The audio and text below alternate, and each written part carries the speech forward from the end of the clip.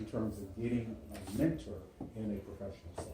I thank you for that question, because the way women can enhance how to do that, we have to enhance our presence. We have to enhance our level of confidence. In my workshops, empowering women, in negotiating, just as an example, men will tell you exactly what it is they're worth, exactly what they want. Women have a tendency to say, I think, I feel, can't do that in the business arena to gain the respect from your male coworkers. I worked in an all-male environment all my life. I was probably one of two women at the table ever. In the banking industry, I was one of two women at the table of about 10 men. On my team in Denver, I was one of 3 women and 7 men.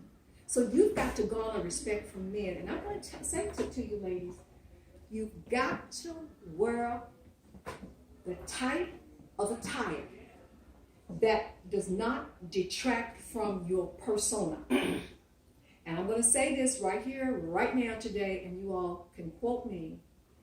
If you looked at the Fox News fiasco that was going on, okay, about sexual harassment, and I am proud to say that I have never had to deal with any man saying anything inappropriate to me in the business in corporate America, okay? And I went to J&J Home Office training all 9 yards, was in the mix. The reason being is I always dressed in attire that was not too short, not too tight. I always wear hose, but it's kind of hot today. Corporate women wear hose. Believe it or not, corporate women on the move wear hose, okay? Corporate VPs wear hose when they are in the company of their male counterparts.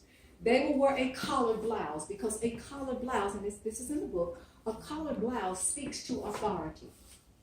It speaks to it validates you. It validates you as a level of confidence. Now, you can begin to wear the round collars once you get that respect. But while you're getting that respect, you need to wear a collar and a jacket, because that positions you in a place where on a level playing field with your men. It's not women trying to look like men, no. It's women exercising their femininity. They're exercising their total woman, but you are doing it in a very professional way. Be very cognizant of your body language. Okay? Very, very cognizant. In this book, it talks about about crossing your legs, what you do with your hands when you're speaking, what you do with your hands when you're speaking, the body language that you utilize when you're talking to people, and when you're turning and making eye contact with people. But the bottom line, the key to what you're talking about, women taking control of their persona. The Fox News thing, I'm going to be honest with you. I look at Fox and Friends. There are 5 women sitting around a sofa. They have their legs crossed, and you can see up to their skirts. That does not suggest respect to me. And you can best believe that, look, I want to break it down to this. Men are very sexual beings, let's face it. There are studies out there that speak to the fact that men think about sexuality 20 out of the 24 hours a day. It is documented. I'm not telling you a lie. It's documented. So we as women have to understand our power. Women really are in control. We don't realize we're in control. We're really in control, but we don't realize it. I think Steve Harvey says it best in one of his books. We just can't give up the everything at the drop of a hat. You have to pull some of that in, and understand the confidence that you exude as a woman. I hope that answers your question, because I'm going to say, we talk about equal work for equal pay. Let me say this while I'm at it. I believe in equal work for equal pay, without a doubt. But you know what? Anything in my world, you had to earn. Nobody gave you anything because you're a woman, because you're anything. You had to earn it. And so many times women are not earning their place in the respect of their male counterparts because they're dressing for work like they're getting ready to go out to a club. The wardrobe gives you columns of what you should wear when. You need to pay attention to that. The brand that I've created, and I'm just going to share this with you, I'm not bragging or boasting, the brand that I've created is when you see her, she's going to have it well put together. Even if it's in a jogging suit, even if I'm going to the gym. I'm going to take pride in the fact that I'm not going to go in there, I'm going to sweat, but I'm not going to look like I'm sweating. Okay? Okay? Well, because you never know. You might, CEO might be at the gym. You never know. You never know who you're going to meet when you're out and about and who's going to be able to impact your life. Does that tell you where I'm coming from? Indeed it does. So next time we're going to talk about, it's not really a problem. We can control that problem. As women, we can control that.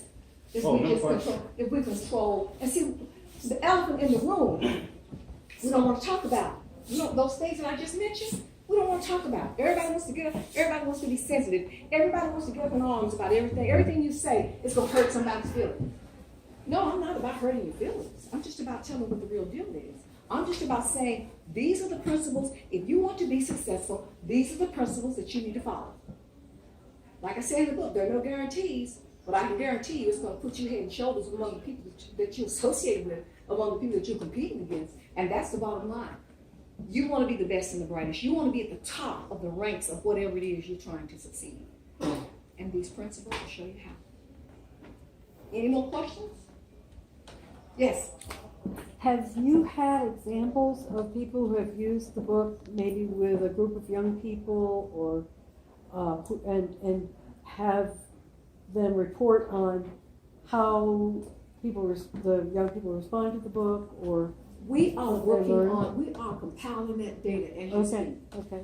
I have had so many parents buy this book for 13, 14, 15-year-olds, but I've also had people buy it that's 25, 35, 45, 55. So it's across the board, totally across the board. One of my sister's clients, because she's a hairdresser, and she's on her second time around. And she read it the first time, and the second time she read it, she said, you know what? There is so much in this book that we need as people. That we need as people to understand that you just can't do what you think you want to do. See, we're in a generation, and I don't want to pick on the millennials, but they kind of think that you can, that work ethic and all that guiding principles is in here, duty and responsibility, all that's in here, and they want to sort of do it their way. Okay, they want to do it their way, but you know what?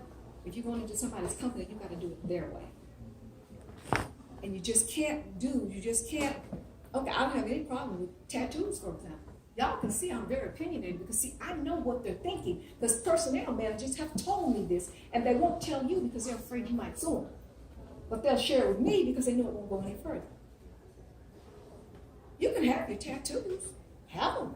Have at it. But you got to cover them up.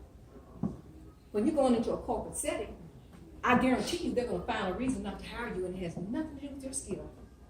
See, when they want to discharge you, it's called voluntary discharge in corporate America. When they want to voluntarily discharge you, that will make it so hard that you will want to leave. You will not want to stay. And those are the kinds of things, those are the pitfalls that I share with people in my workshops. Look for these kinds of things when they are getting ready to get rid of you. And these are some of the kinds of things you need to do to prevent that from happening. Because have they talked to you about this? Have they talked to you about the way you wear your hair? Have they talked to you about your skirt? Those are the very deep conversations that you need to have with people to help them be successful. And so many people are afraid to address those conversations. I'm not afraid. If you want to be successful, and there's a story in this book about a lady who I worked her wardrobe, we worked her skill set. This woman, her co-workers were afraid to approach her. She was the highest educated person in a department, but she wasn't moving. We revamped all of everything, and it's in this book. That woman was promoted in 6 months. And they were getting ready to promote her again, but she had gotten so good, she left the company and moved out and got another 6-figure income, okay? Took another vice president position at a company and gave her better income. and they were ready to move her up to the next level. So the principles I'm talking about work. You have to do them, and I'm not afraid to stand up and stand bold and communicate with you because I've been through this. I have seen this, and I'm not bragging or boasting, but I have been as successful as one could be for the company that I work for. Every honor, every award, you name it, trip, you name it, okay? So I can tell you what works, yes. So a lot of your examples are about females, skirts, and Male, things like no. So my question was, is this book also geared towards It males? is. There is a section in there for you. Okay. I'm talking to females, but Okay. because that's kind of where we are, there's a section in there for men as Okay. well. The principles are the same, and the reason I got into the female is because he said it was easier for the men Right. to get mentors than women. So that's why I focus on that. But this has got a section in there for men as well. And everything in the book is relevant to whether it's a male or female. It is not gender specific. Okay. I was gonna say, does this book apply for people who are trying to be entrepreneurs? It does. Thank you for asking that question. Let me tell you what. See, you think because I had one of my youngsters tell me this. Well, let's say I want to be an entrepreneur because nobody's going to tell me what to do. I Your said, clients will tell you. your clients are going to tell you what to do. So you're going to have to cater to your clients. So whether you